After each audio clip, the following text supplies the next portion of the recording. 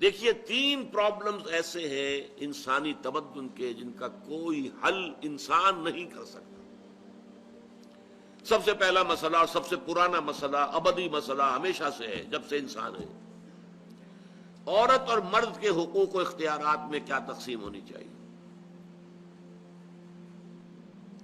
آپ کو معلوم ہے افراط و تفریط، یا تو عورت کو ملکیت بنا دیا گیا، جیسے بھیڑ بکری جو ہے آپ کے لیے کھوٹے سے باندھ رکھی ہے، ایسے ایک عورت بھی باندھی ہوئی ہے، وہ آپ کی ملکیت ہے، اس کے کوئی حقوق نہیں ہے، اس کا کوئی لیگل سٹیٹس نہیں، اس کا کوئی تشخص نہیں، کوئی ہے ہی نہیں۔ یا وہ انتہا ہوگی اور یا وہ انتہا ہے جو آج آ گئی ہے، بالکل مرد کے شانہ بشانہ، ساری تخلیقی مصلحتوں کو چھوڑا، ساری جو بھی انسان کی جو انیٹومیکل جو بھی ڈفرنسز ہیں ان کو چھوڑا، جو سائیکولوجیکل فرق ہے ان کی تخلیق میں، اس کو ایک جیسے برابر، نہیں، قطعاً نہیں۔ ان دونوں کے درمیان کیا توازن؟ یا وہ لونڈی بن گئی، بھیڑ بکری کی طرح کی ملکیت بن گئی، اس کا کوئی حق نہیں، اس کا کوئی لیگل سٹیٹس نہیں، اس کے والدین نے جہاں چاہا شادی کر دی، اس کی مرضی پوچھنے کا کوئی سوال ہی نہیں، جس کے چاہا حوالے کر دیا۔ وہ آج جو چل رہی ہے ونی کی رسم، وہ عورت کا کیا اختیار اس کے اندر ہے، اس بچیوں کا کیا اختیار ہے؟ وہ 1.5 سال کی ایک بچی بھی دے دی گئی ہے، انا للہ و انا الیہ راجعون۔ جو چاہے کریں، یہ تو ایک انتہا ہے۔ دوسری انتہا بالکل برابر، نتیجہ کیا نکلا ہے؟ بالکل برابر میں خاندانی نظام برباد ہو گیا، اس لیے کہ ایک ادارے کے 2 سربراہ برابر اختیار والے نہیں ہو سکتے۔ کسی محکمے کے 2 ڈائریکٹر ہو سکتے ہیں، کسی فرم کے مینیجنگ ڈائریکٹر 2 ہو سکتے ہیں، ڈائریکٹر 10 بنا لیں آپ، مینیجنگ ڈائریکٹر 1 ہوگا، کسی فرم کا چیئرمین 1 ہوگا، 2 نہیں ہو سکتے کسی بھی ادارے کی۔ اگر 2 بنا دیں گے فساد ہوگا، جھگڑا ہوگا، ان دونوں کے درمیان رسا کشی ہوگی۔ یہی تو ہمارا سب سے بڑا مسئلہ بنا ہوا ہے۔ پاکستان کا مسئلہ کیا ہے؟ ہم نے پارلیمانی نظام اختیار کیا ہوا ہے، انتہائی بیہودہ نظام، غیر منطقی نظام۔ آپ نے 2 بڑی بڑی سیٹس کریٹ کر دی، ایک ہیڈ آف دی اسٹیٹ ہے، ایک ہیڈ آف دی گورنمنٹ ہے۔ اب ان دونوں کے درمیان حقوق اور فرائض اور اختیارات کا کیا تقسیم ہوگی؟ ہو ہی نہیں سکتی۔ یا سارا کچھ صدر کے پاس جائے گا اور وزیر اعظم جو ہے وہ جونیجو کی مانند وزیر اعظم بن جائے گا، یا سارا کچھ وزیر اعظم کے ہاتھ میں ہوگا اور صدر جو ہے چودھری فضل الہی بن جائے گا، کہ جس کو وہاں ان کی دیواروں پر لکھا گیا تھا رہا کرو انہیں، چودھری فضل الہی کو رہا کرو، یہی ہوگا۔ تو ایک گھر کے 2 جو ہیں 2 سربراہ نہیں ہو سکتے، خاندانی ادارہ تباہ ہو چکا ہے۔ اور جیسے کہ یہ آپ کو کہاوت ہے کہ جس بلی کی دم کٹ جائے وہ چاہتی ہے کہ تمام بلیوں کی دمیں کٹ جائیں۔ یورپ میں، امریکہ میں برباد ہو گیا خاندانی ادارہ، آج وہ تلے ہوئے ہیں کہ مشرق میں اور خاص طور پر مسلمان ممالک میں ابھی اگر کچھ انٹیکٹ ہے یہ خاندانی ادارہ، کچھ خاندانی اقدار ہیں جو برقرار ہیں، کچھ والدین کی عزت اور عظمت اور کچھ ان کا احترام اور ادب اور خدمت کا مادہ ہے جو برقرار ہے۔ چاہتے ہیں کہ ختم ہو جائے، تباہ و برباد ہو جائے۔ والدین بوڑھے ہو گئے تو پھینکو ان کو اولڈ ایج ہاؤسز کے اندر، اولڈ ہاؤسز میں، گھر میں کائے کو رکھنا ہے؟ نوجوان جوڑا ہے، اس کے خامخواہ ان کی خواہشات اور ان کے معمولات میں بیچ میں آڑے آنا۔ بوڑھی ماں جو ہے بولے بغیر رہے گی نہیں، دنگا فساد ہوگا تو رکھو اس کو وہاں پر اولڈ ہاؤس کے اندر، اللہ اللہ خیر سلام۔ یہ ہے اصل میں مسئلہ۔ اب عورت اور مرد کے درمیان کیا توازن ہو، انسان نہیں سوچ سکتا۔ دیکھیے انسان یا مرد ہوگا یا عورت ہوگی۔ مرد سوچے گا تو وہ اپنے اعتبار سے سوچے گا، عورت کی نفسیات کیا ہے، عورت کے احساسات کیا ہیں، اس کو کیا پتا۔ عورت سوچے گی تو اپنے اعتبار سے سوچے گی، مرد کے احساسات کیا ہوتے ہیں، مرد کی نفسیات کیا ہوتی ہیں، اسے کیا پتا۔ لہذا یا ادھر کا ہوگا یا ادھر کا معاملہ ہوگا۔ ایک ہی ذات دے سکتی ہے آپ کو نظام، جو مرد کی بھی خالق ہے عورت کی بھی خالق ہے، اسی نے بنایا دونوں کو، اور دونوں ہی اس کے لیے اولاد کے مانند ہیں۔ یہ حدیث نبوی کا ترجمہ کر کے بتا رہا ہوں آپ کو۔ حضور نے فرمایا الخلق عیال اللہ، یہ خلق جو ہے مخلوق ہے، یہ اللہ کے کنبے کے مانند ہے۔ تو مرد بھی اللہ کے اس کنبے میں شامل ہے، عورتیں بھی شامل ہے. اس نے نظام دیا، شادی بیاہ کے یہ قوانین ہونے چاہیے، طلاق وغیرہ کا یہ مسئلہ ہونا چاہیے. یہ سارا ضابطہ جو دیا ہے وہ اس لیے دیا ہے کہ یہ انسان اپنے ذہن سے نہیں سوچ سکتا. آج تباہی آ گئی ہے مغرب کے اندر، شادی کرنا ہی نہیں چاہتے. We are living together. شادی کریں گے تو نتیجہ پتہ ہے کیا نکلتا ہے؟ آپ نے اپنی بیوی کو طلاق دی، سب سے پہلے تو یہ کہ آدھی پوری آپ کی جو ملکیت ہے اس کا آدھا حصہ دے دیجیے اسے. نمبر 2، گھر اگر آپ کا اپنا ہے تو اس میں بیوی رہے گی، آپ نکل جائیے گا. کوئی مرد اس کو قبول کرنے کو تیار نہیں تو وہ شادی کرتا ہی نہیں. اور عورت کی ضرورت ہے، لہذا عورت بغیر شادی کیے بھی اس کے ساتھ رہتی ہے، بچے پیدا کرتی ہے. بٹ وداؤٹ میرج جو بچے پیدا ہو رہے ہیں حرامی بچے. تو پچھلے سال صدر کلنٹن نے کیا کہا تھا؟ اس کا جو اپنا خطاب تھا نیو ایئرز ڈے کا، وہ خطاب کیا تھا؟ ان قریب ہماری قوم، امریکن قوم کی اکثریت حرام زادوں پر مشتمل ہوگی.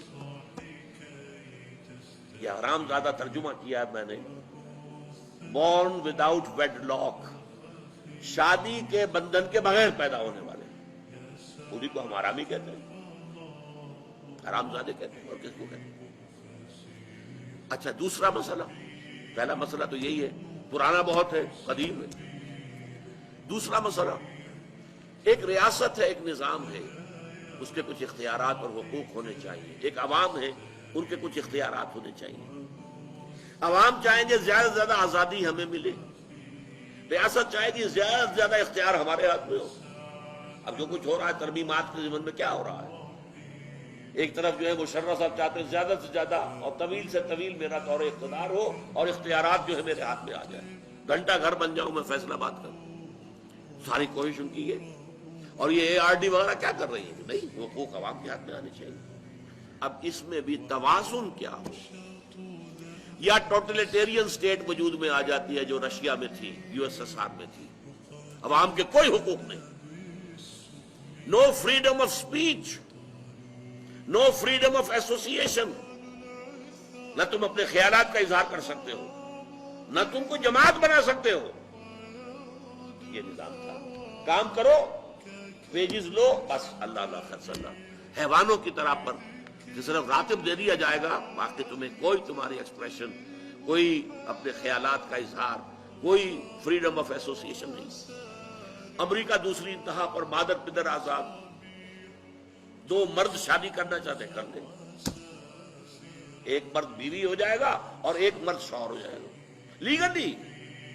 لیگلی قانون کے نزدیک ریکگنائزڈ ہوگا. ایک آزادی کی وہ انتہا. گیز، ہومو سیکشولز، وہ وہاں جلوس نکالتے ہیں، بڑے ٹھاٹ سے نعرے لگا کے گزرتے ہیں. وہ ہنستے ہیں، ہم لوگوں پر ہنستے کہ پاگل ہو گئی ہے جو اس کو ہومو سیکشولیٹی کو بری شے سمجھتے. اور نیو یارک کا جو میئر ہے وہ لیڈ کرتا ہے پروفیشن. کیوں کرتا ہے؟ اسے اگلا بھی الیکشن لڑنا ہے اور گیز کے ووٹس بہت ہیں.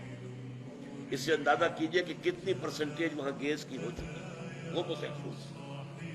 یہاں تک کہ طے کر دیا گیا ہے مذہبی میدان میں بھی گیز کو اجازت ہے، وہ پادری بن سکتے ہیں. گیز ہیں، ہومو سیکشولز ہیں، فطرت کے خلاف کام. یا وہ آزادی ہے؟ تو کہاں ہے بیلنس؟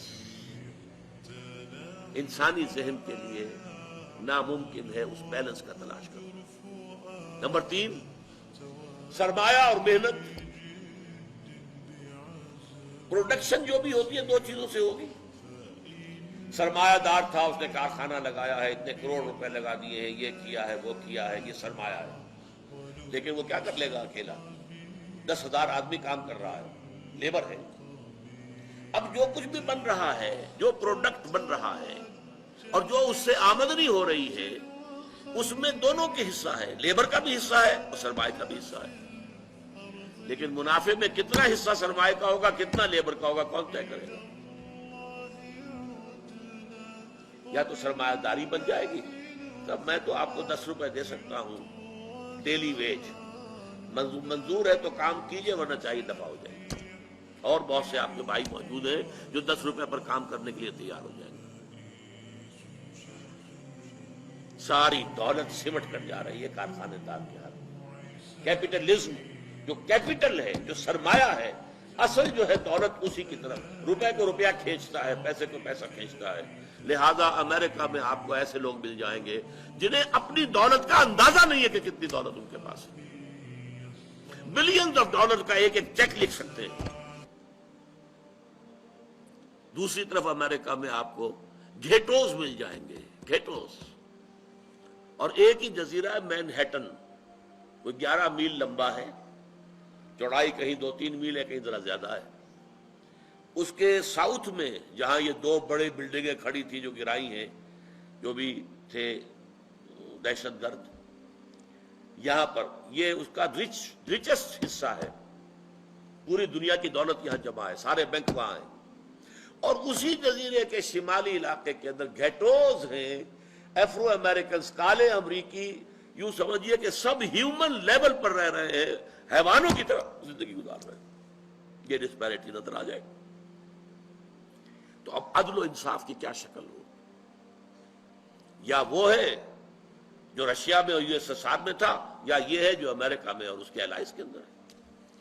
یہ ہے وہ مسئلہ جہاں انسان ہاتھ جوڑ کر، گھٹنے ٹیک کر اللہ سے دعا کرنے پر مجبور ہے، اے اللہ تو نے مجھے فطرت سلیمہ بخشی، اے اللہ تو نے مجھے عقل سلیم سے نوازا، اے اللہ میں نے تجھے پہچان لیا کہ کل شکر اور کل ثنا کا مستحق تو ہی ہے، اے اللہ میں نے تجھے پہچان لیا کہ تو تمام جہانوں کا پروردگار اور مالک ہے، اے اللہ میں نے تجھے پہچان لیا جزا و سزا کے دن کا مالک و مختار مطلق تو ہے، اے اللہ میں نے طے کر لیا ہے تیری ہی بندگی کرتا ہوں اور کروں گا، اور تیری ہی تو ہی سے مدد چاہتا رہوں گا، لیکن اے اللہ میں مجبور ہوں، میری عقل جو ہے میرا ساتھ نہیں دیتی، کروں کیا، چلوں کس راستے پر، کون سے راستے پر؟ یہ عملی حصہ ہے دین کا، وہ سارا تھا فکری، نظری، ایمانی حصہ، الحمدللہ رب العالمین الرحمن الرحیم مالک یوم الدین، یہ کیا ہے؟ یہ ایمانی، فکری، نظریاتی حصہ ہے۔